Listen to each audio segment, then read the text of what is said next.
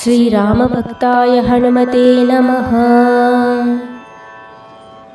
रं रं रं रक्तवर्णं दिनकरवदनं दीक्षदंष्ट्राकरालं रं रं रं रम्यतेजं गिरिचलनकरं कीर्तिपञ्चादिभक्तं रं रं रं राजयोगं सकलशुभनिधिं सप्तभेतालभेद्यं रं रं रं राक्षसान्तं सकलदिशयशं रामदूतं नमामि।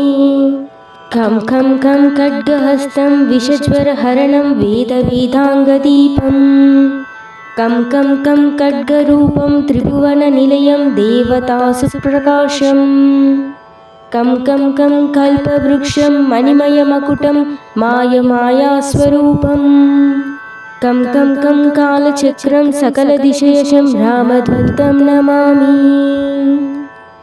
इं इं इं इन्द्रवन्द्यं जलनिधिकलनं सौम्यसाम्राज्यलाभम् इं इं इं सिद्धियोगं नतजनसदयम् आर्यपूज्यार्चिताङ्गम् इं इं इं सिंहनादम् अमृतकरतलम् आदि अन्त्यप्रकाशम् इं इं इं चित्स्वरूपं सकलदिशयशं रामदूतं नमामि।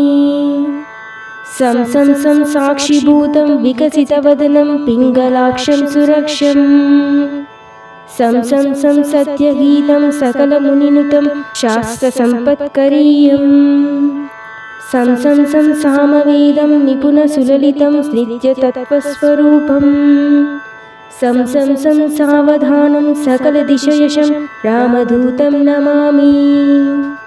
हं हं हं हंसरूपं स्फुटविकटमुखं सूक्ष्मसूक्ष्मावतारं हं हं हं अन्तरात्मं रविशशिनयनं रम्यगम्भीरभीमं हं हं हं हट्टहासं सुरवरनिलयम् ऊर्ध्वरोमं करालं हं हं हं हंसं सकलदिशयशं रामदूतं नमामि। इति श्रीरामदूतस्तोत्रं सम्पूर्णम्।